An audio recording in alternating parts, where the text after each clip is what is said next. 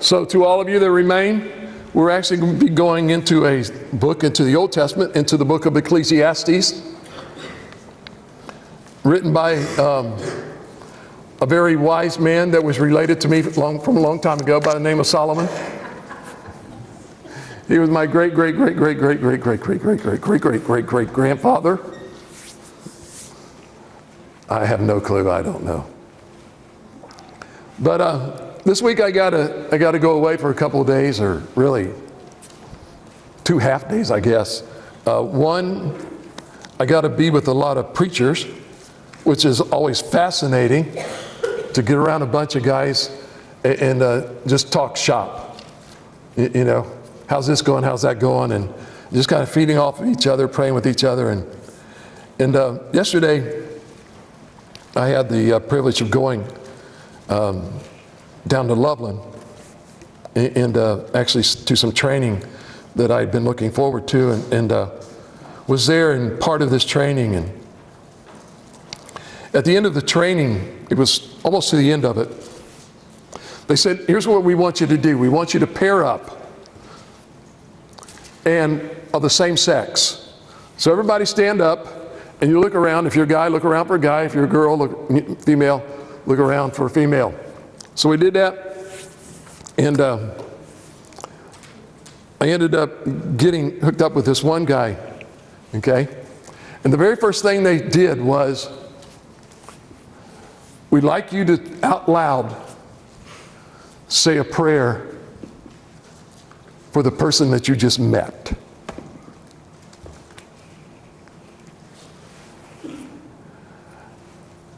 It's like, what do I say? I have no idea who this person is. I didn't come with them. And they made it specific that if you came with a group of people in the church, no, you can't sit with them. You got to sit with somebody you did not know. So you're sitting there and you're a prayer for somebody you've never, ever met. You know nothing about them. And you've got to pray out loud. We ain't doing none of this silent stuff. You're praying out loud for that person. Then we began to start doing this exercise. For the next minute, talk about, you know, some greatest events that happened in your life. Next minute and a half, you talk about some of the most disastrous things that's happened in your life. Next minute and a half, talk about things that you've accomplished. Next minute and a half, talk about things that are going wrong in your life. Now finish it off with, say a prayer out loud for that person. It became a lot easier to say the prayer at the end of there, because now you got to know that person over a period of about 5 to 7.5 minutes apiece. And so many times we fail to realize that we just generally don't know too much about each other because we don't share. We're afraid that if we tell somebody something, they're going to think we're weird. Can I tell y'all this something? Y'all are.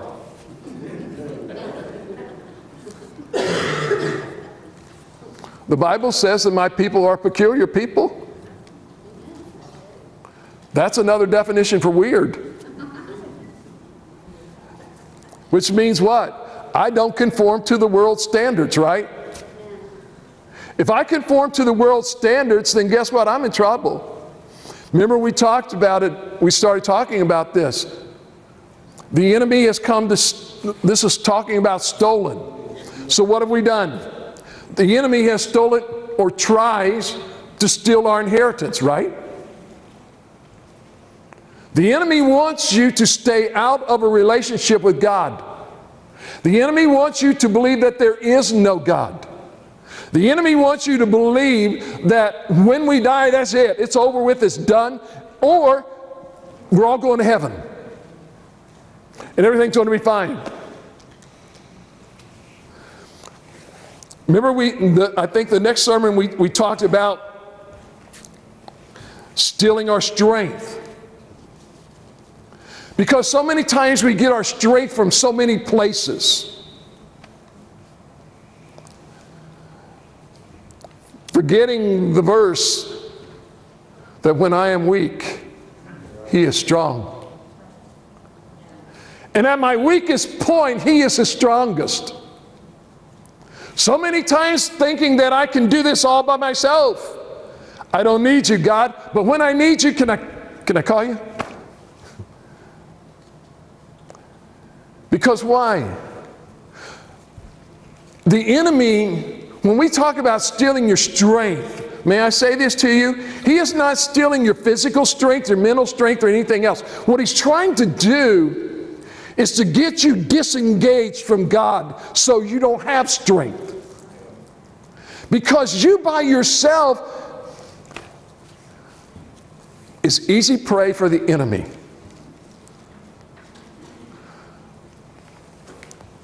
As a matter of fact, Satan even admitted this.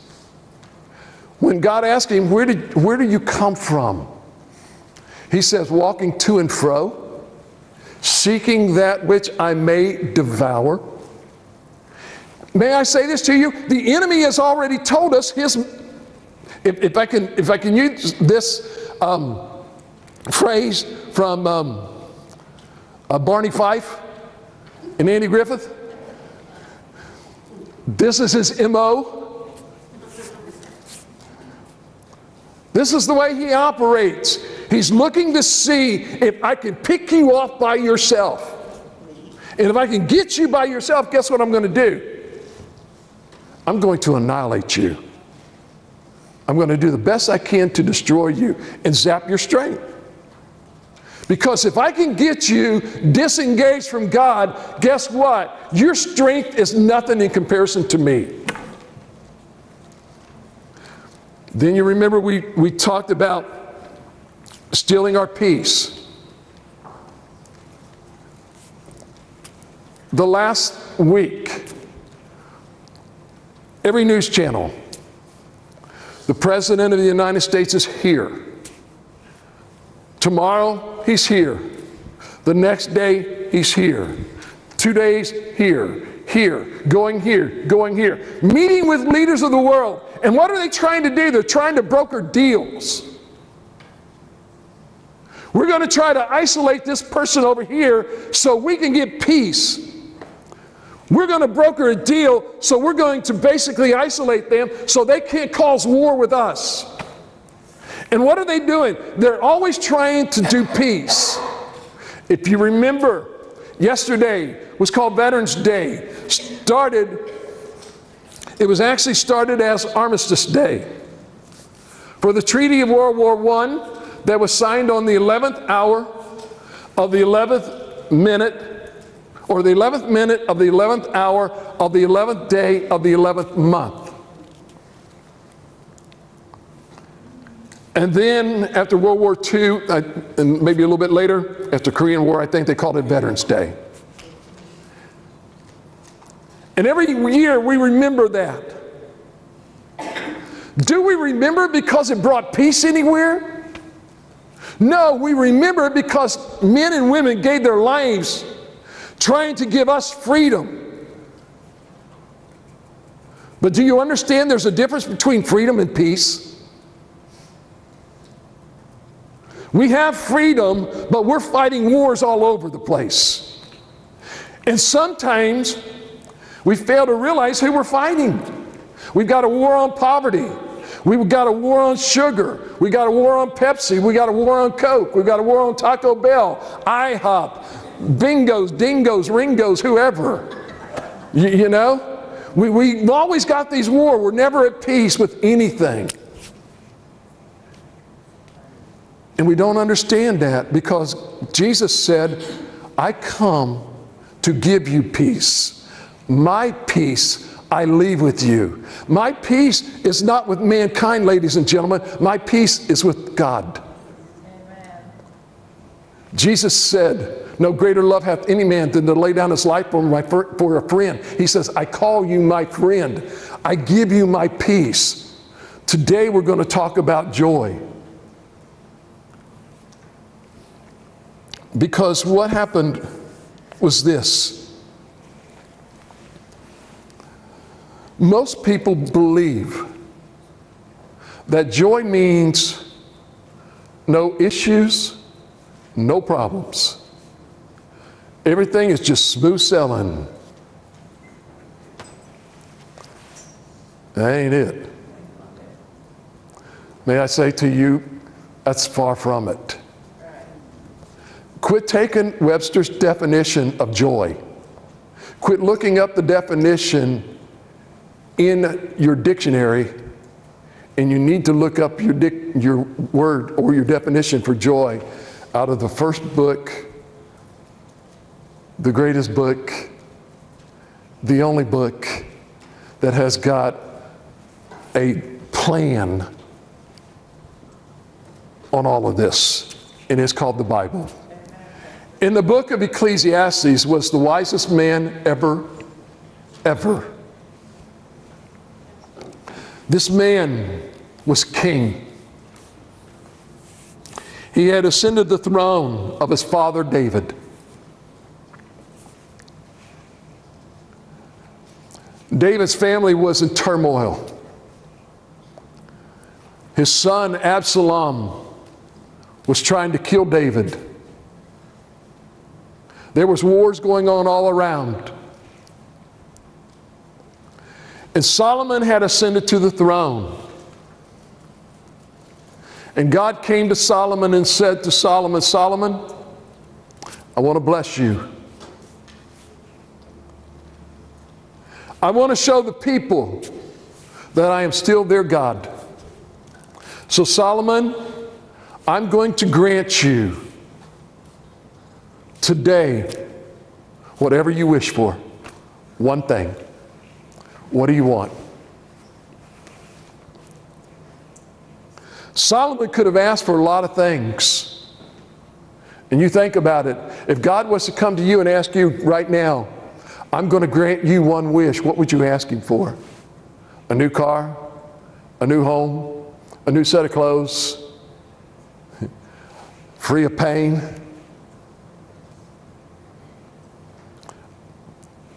Maybe $500,000 in the bank? That'd be cool. You know, never have to worry about another thing. Solomon says, no, here's what I want. If you're going to give me anything, give me wisdom. You know, with that wisdom, Solomon became the wealthiest man in the world. Solomon became the greatest king. Not only was he a king of a small place when he started, he expanded that kingdom immensely. He thought, here's what I can do. There's this king over here that's got a cute little daughter. I can marry her, make her my queen, and daddy will not come and fight me. So guess what? I've expanded the kingdom, and daddy ain't going to come and fight us because he's got grandchildren over here. And so what did Solomon do? Solomon went out and got 600 and some concubines and 300 and some wives, thinking that marriage was going to make him happy and give him peace or joy. I'm not going to argue with him. I think it's cool. Because my wife is still in here. Okay, she left. Now I can tell you the truth. No. But one of the things that happens was this. Solomon, if you go back into the book of Solomon, I mean, you read Proverbs, which is awesome. Great words of wisdom. And you read the Song of Solomon and he starts portraying his life. And he starts telling how miserable he was, even though he had everything. And then he comes to the book of Ecclesiastes, and he's coming to the end, and he's doing a self-evaluation of his life. And he's telling you everything he did wrong. May I say this to you? Solomon still had wisdom that God had given him. And he recognized that all of the things that he had tried to achieve all through his life was absolutely worthless, because it did not bring him the joy that he was looking for. And this is where we find Solomon telling us how to get back the joy that we're looking for. Because Solomon is going to take us on a pretty thorough journey this morning. So if you've got your Bibles, go to Ecclesiastes, the first chapter. And we're going to read 2 verses. We're going to actually read 3.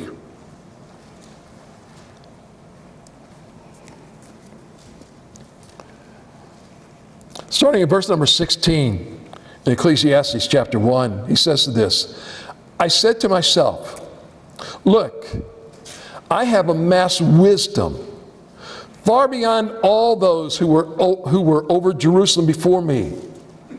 My mind has thoroughly grasped wisdom and knowledge. I applied my mind to know wisdom and knowledge, madness and folly. I learned that this too is a pursuit of the wind. Look at what he says. For with much wisdom is much grief or much sorrow. And as knowledge increases, grief increases. You see, a lot of people think, well, if I can just, again, I go back to my early days of life that I can only relate to now that I'm older, and that is the Kung Fu series with Grasshopper and Master, where he says, tell me all of the secrets, help me to gain the wisdom. And he's always searching and looking for that wisdom and that knowledge, because sometimes we think that knowledge is the answer to giving me peace. If I could just gain all of the knowledge and everything, if I was to come up with all of this knowledge, I could understand everything. I could solve all of the problems, all of the issues. If somebody came up to me, if I had all of the knowledge in the world, I could invent things that would make everybody's life much happier. Let me ask you this question. How many of y'all got a washing machine? She's not here. How many of y'all got a washing machine? For those of you south of the Mason-Dixon line, it's a washing machine. For all you Northern Yankees, it's a washing machine, okay? So whichever one you got, okay, Maytag or Frigidaire or Kenmore or whatever, you got this thing, right? And this thing you believe is awesome. Really makes your life simple, right? Because you no longer have to go and some of y'all have no clue because you've only seen these things in museums. But we used to have a wringer washing machine. Okay? Not only did we have a wringer washing machine, we also had one of those scrubby things. The scrub boards. Your washing board. Your washboard, your scrubby thing, remember? And remember what happened when it went out of style? They started playing those things in the bands, right? They started doing the band with all of those things because you no longer needed them. But remember how, I don't know if any of y'all ever had to do this, but down in Kentucky, where my grandparents were at, they lived by the creek. And so you would take the clothes to the creek with the washboard, and you would have to sit there and scrub those things. Beginning, they didn't have those, they had rocks, right? You would scrub it on the rock and you'd beat it. You'd beat it. And that's why everything fell apart. So you thought, with all this knowledge and all of this wisdom, boy, am I going to be happy and excited, because all of a sudden, I no longer have to take and crank that handle to get all of that water out of the clothes, and then take them out and hang them up on the line and hope and pray God is Almighty is with me today and heard my prayers, and it's not going to rain. Right? We're going to get sunshine and wind. So those clothes will dry quick. Nothing better than the smell of nicely washed clothes with borax hanging on your line, right? Y'all remember that, what was that, 17 or something mule team borax? 20 mule team. 20 mule team. I knew you were older than me. Somebody would remember that. But you had that, and then all of a sudden you get the washing machine, and you think, great and wonderful, I've now got this washing machine that can do all of my laundry. Until you put them all in there together, and you don't realize that you can't wash certain colors with whites. Awesome. I'm going to take and just wash everything I've got in hot water, put it all in there together, and it's all going to come out sparkling clean, right? And the next thing you know, you have got the prettiest pink white shirt you've ever seen. It's got this color, and you're walking around town, and everybody wants to know, where did you get that? I made it, my own design, you know. You never want to tell anybody what you did. You usually want to tell them this is it. So you think you've got peace or joy because you got this new machine, until all of a sudden that new machine starts tearing up. And then what happens to your joy? You see, man has got a lot of knowledge and has created a lot of things. Automobiles that take us multitudes of places, airlines and airplanes. And now they're talking about coming up with a rocket ship that'll take the first people to the moon. When I was growing up, and I think you had the same mother, because my mother always told me if I didn't stop, I was going to be the first human on the moon. Because she threatened me a few times, I'm going to knock you to the moon, right? We didn't need a flight, you know. All we needed was my mom. But we've got all of these things. We've got these newfangled smartphones, and these are the stupidest things in the world. They cannot understand a word I say. This voice to text is absolutely ridiculous. I'm driving, and now while I'm driving, it won't let me text. I know it's against the law. And so my phone knows that. So what does it do? It tells me you can't text. So what do I got to do? I got to do voice, right? This is why, ladies and gentlemen, I will not text you while I'm moving. Because with the accent that I have no clue what's going to come out on this phone. This lady on this phone has no clue what I'm talking about, because she always twists my words. And then I've got to turn right back around and erase all of them, and it won't let me. So now I just leave it alone. But the more we learn, the more we try to apply these things to our lives to bring us joy. And what happens to us? How irritated do you get when you walk out of here this morning, you get out to your car and it won't start?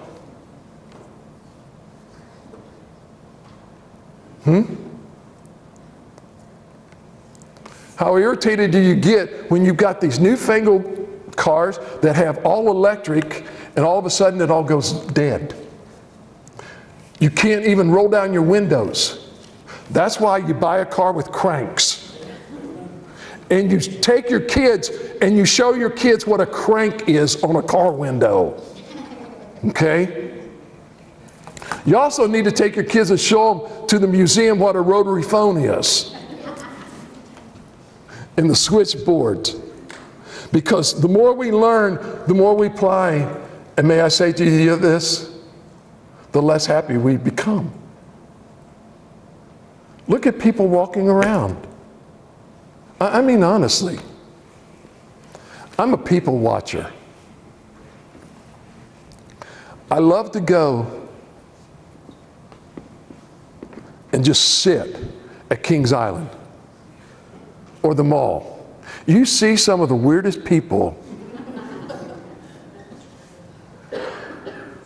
and they walk around like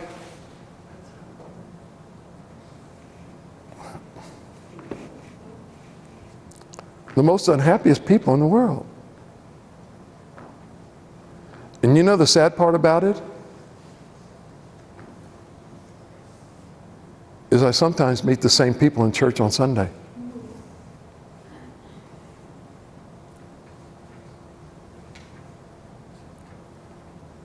Who still haven't found the joy that they're looking for.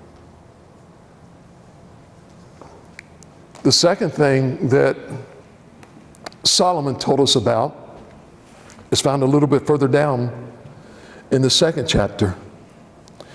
He started talking about the limitations of wisdom. The second chapter, he deals with something totally different. And in the second chapter, in verses 18 and 19 of Ecclesiastes, he writes these words: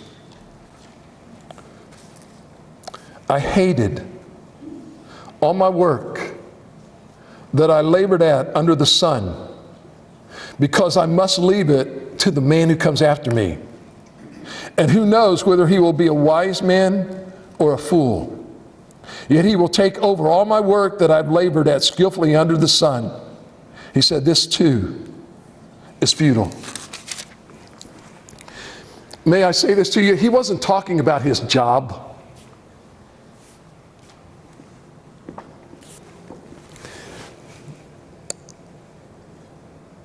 Think about this for a minute. You're smart. Your wisdom has gained you a lot of stuff. And one of the things that has gained you a nice home, nice car.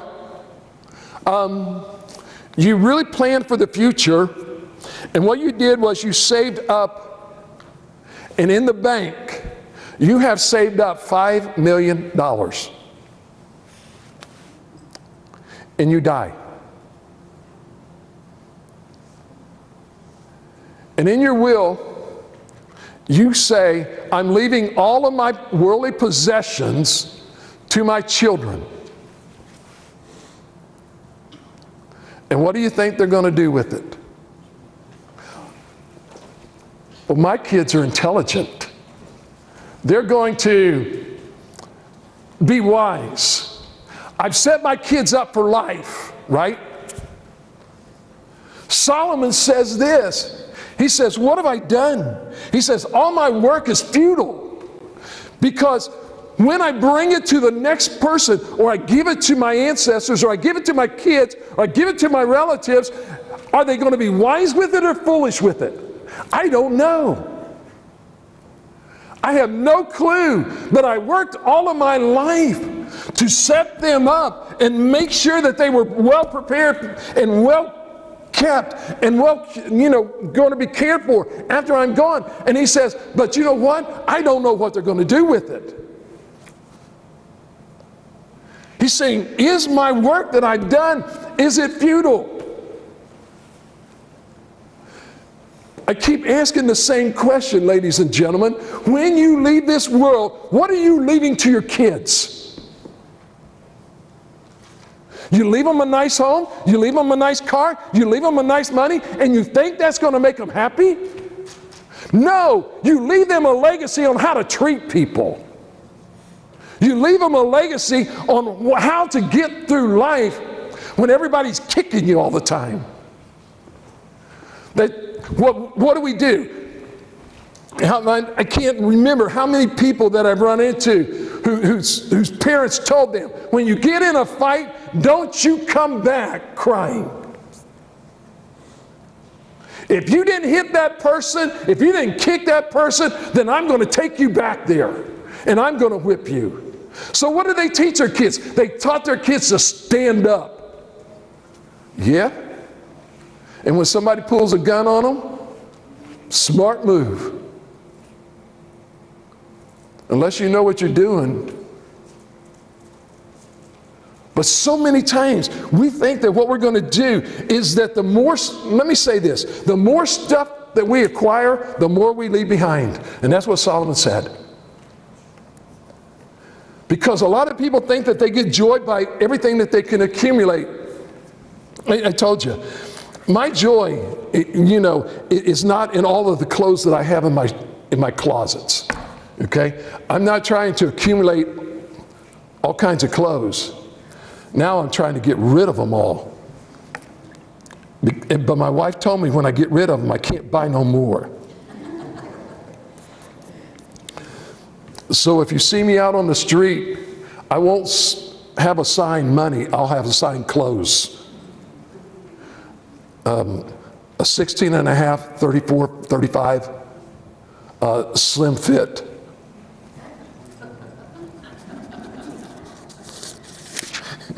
We can dream, right?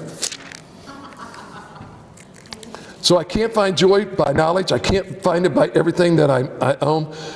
Go to Ecclesiastes chapter 6, verses 1 and 2.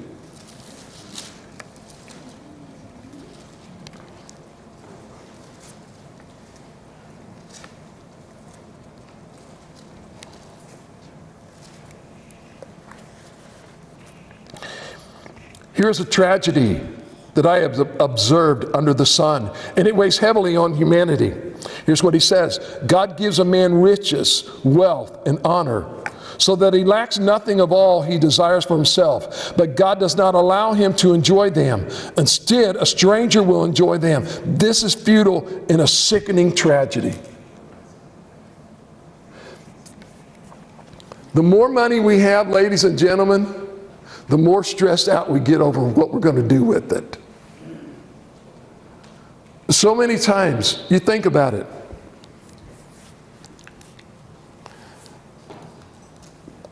You're going to go buy a new car, and you got $50,000. What you going to buy?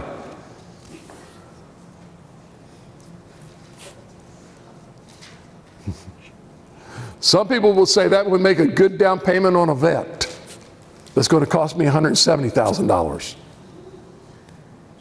Some people would say, well, no, I want to buy this. I'll do all of this. The Bible says, and he's talking about this, he says, here's a tragedy that I've learned. I've learned that the more that a man has, the more that he accumulates, and that God gives this man riches, wealth, honor, so he lacks nothing at all. But God does not allow him to enjoy them. Instead, a stranger will enjoy them. This is a futile and sickening tragedy. He says that sometimes what we need to understand is the more money we accumulate, the more we worry about losing it. Remember back in 2008, for those of you that had money in 401ks, bonds, stocks, homes, what happened? Yeah. There were people watching their 401ks decrease by 50%. Some people, if you go back and you look, what they would say is the market lost trillions of dollars. Now, I don't know about y'all, but I have a hard time if I lose a 5. You know? There are times that I look in my pockets and I knew I had a $20 or $25 or something like that, and I reach in there and I pull it out and all I got is a 20, and I'm thinking, okay, what did I do with the 5? You start looking around to see, well, I pulled something out over here. I need to go look over here or over there because I'm looking for that 5. I could never imagine losing $1 trillion. I can't even fathom that. But there were people that are always concerned. They're watching the market every day, playing, because they're saying that today the market went down and I lost this money and this money. They never had the money. It was a figure on a piece of paper. That's if they had cashed in everything they had at that point in time. That's how much they would have had. But so many times, what do? He says, the more that they accumulate, the more fear they have of losing it. Remember when the Depression came? Banks. Where did people put their money? Under their mattress, in little tin cans. They had these holes that they would dig in their yards and put the tin cans with money, right? Or they would put them up in the attic somewhere, or they would put them here somewhere or there. You ever remember these stories and you always thought, why couldn't I have bought that house? Of these old houses that nobody had lived in for a long time, and the kids are selling grandma and grandpa's house as is, and they never ever looked under the mattress, under the floors, in the ceilings, or in the attics or anything else. And what did they do? They sold the house lock, stock, and barrel, and what did they have? They had a wealth of money. And they found out, I sold a house for $15,000 that was falling apart, and inside of that house for $15,000, they found $150,000. And they're sitting there kicking themselves. Why didn't I ever talk to grandma or grandpa about where did they have their money? I lost all of that money. Boy, how stupid could I be? Or how many times have you signed a deal only to find out, you gotta be kidding me. You know how much this is going to cost me?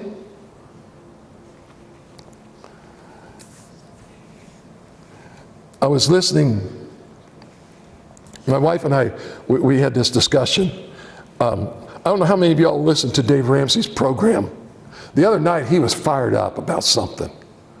It was some guy called in about a student loan and something else, and he got on buying a new car. And he says, if you ever want to stay middle class, buy a car and take out a loan. He said, because you buy a brand new car, and within 2 years, you've already lost, I think it's like 60% of the value of the car. And you're still paying on the 60% of the car that's not worth what it is. He says, most people who have money, what they'll do is you generally buy a car that's 2 years old. Is when you buy the car. And then you pay cash for it. And that's great. We were talking. That's easy for him to do. He's got the money. You know, me, if I was to buy cash for something, I would say I would buy a 1910 Ford Model T, but I ain't got that much money. So probably what I could buy is a little Tonka toy, you know, and say, here we go. But, so if I can't find my joy in the things that I own, if I can't find the things in what I know, and I can't find it in my money, then God, you've got to tell me, how can I find this? So let me show you how to find joy. And it is back in Ecclesiastes chapter 2, verse 24 and 25. Let me share this with you. God will never ever tell you what is wrong.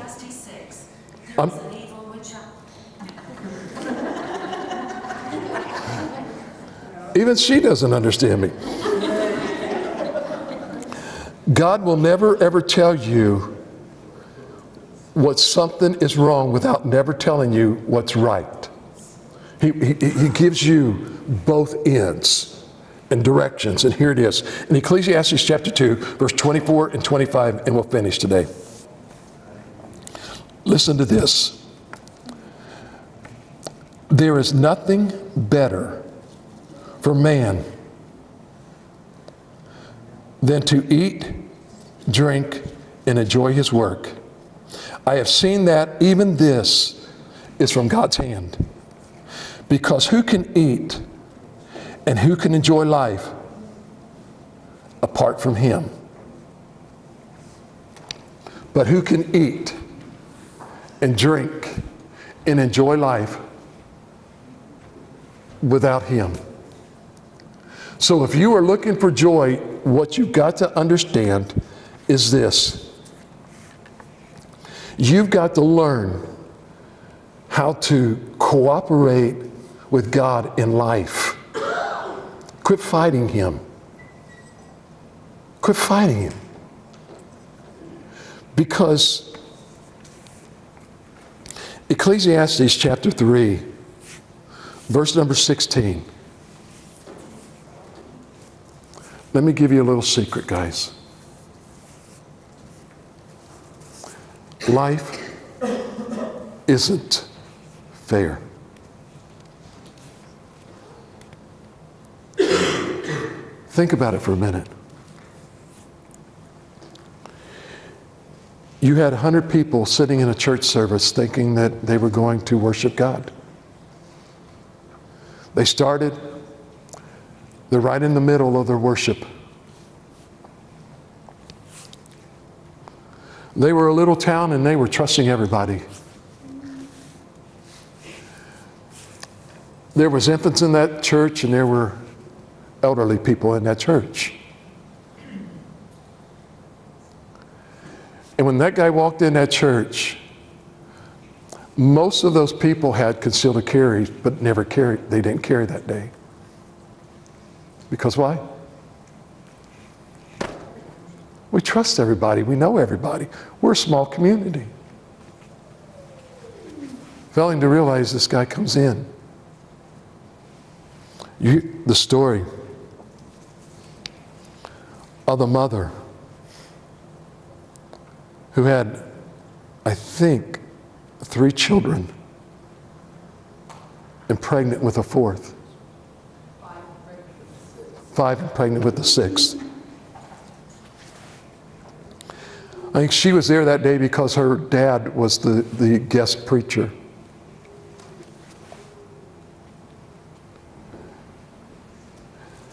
And this guy walks in and unloads 450 rounds. Walking down aisle by aisle. And if a little child was crying or making a noise, he shot the little child. That ain't fair. That child didn't do anything wrong. But life isn't fair, ladies and gentlemen. In Ecclesiastes 1:6, it says life isn't fair. If you think that life is fair, you're in the wrong place. These people that tell you to come know Jesus and everything will turn out okay, tell that to those people that were sitting in that church that day. Most of them knew the Lord. Probably almost all of them knew the Lord and had a relationship with Him. Tell them that life is fair. No, it isn't. You don't get peace from life without God. Now, I know some people will say, well, it's okay because now they've gone to be with the Lord. Don't give me that it's okay that now they've gone to be with the Lord. Try to tell somebody that's grieving. They don't want to hear that. They may know that. We may know that. But that doesn't erase the pain and the sorrow and the hurt that they're feeling. And this is what Solomon is trying to tell us, ladies and gentlemen, that life is going to be pain and sorrow and hurt. You may have it today and still have it tomorrow and the next day. And you may say this isn't fair. Why? Because here's what Paul says. I count it all joy to suffer with the Lord.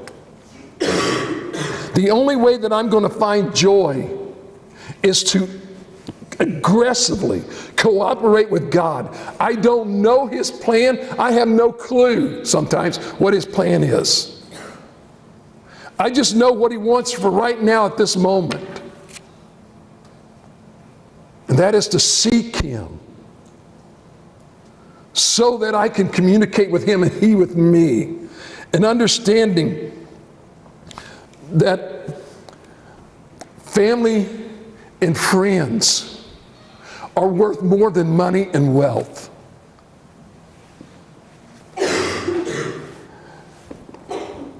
It bugs the daylights out of me when I watch families squabble over somebody's inheritance.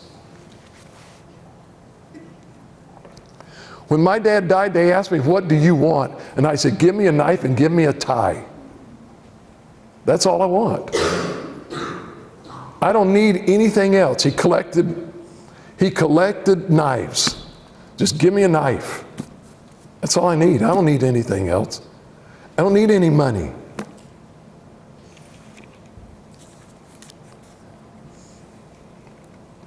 But let me finish with this. And that is, there is only one person in this world that is responsible for making the most out of your life. And it's you. Nobody else.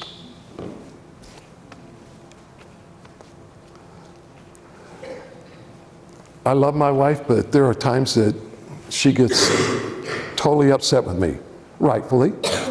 And there are some times that we'll just sit there and she'll say, "I love you." And I say, "That's awesome."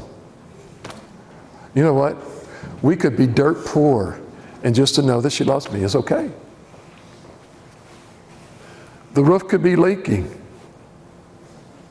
It'd be okay. Because life isn't money and wealth. Life is friends and family. And may I say this to you, the finding joy that we're looking for, ladies and gentlemen, you ain't going to find it out there.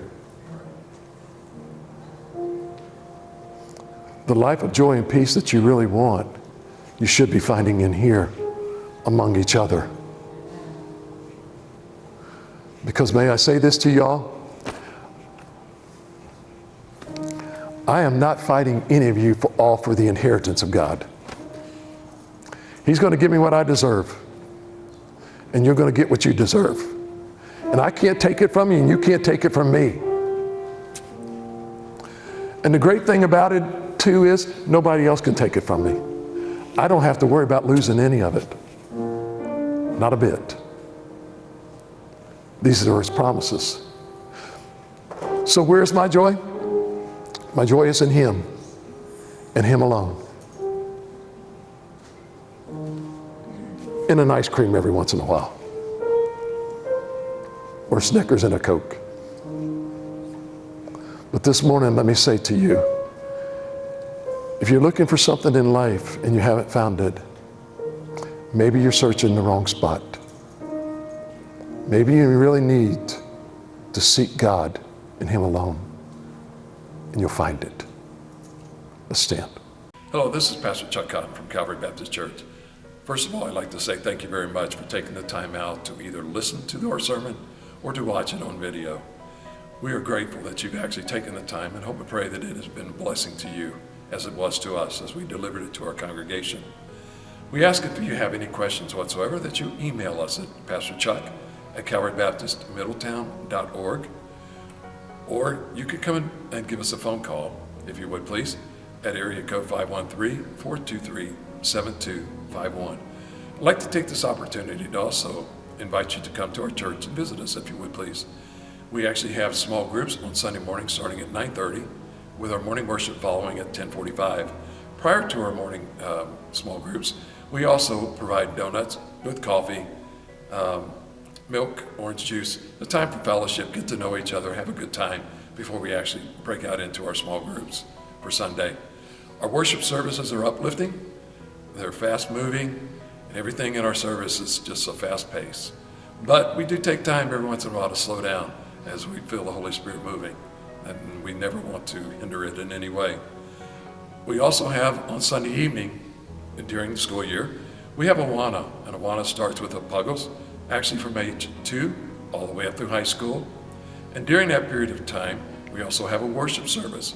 Both of these start at 6 o'clock and end at 7:30.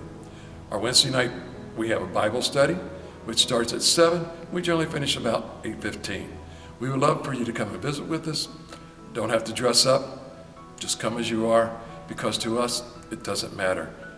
You're a child of God, a creation of His, and so to us, you're important to everything that we do. Our motto here is building the kingdom one life at a time, and we hope that we have a chance to visit with you, get to know you as you get to know us. So thank you, and may God bless you.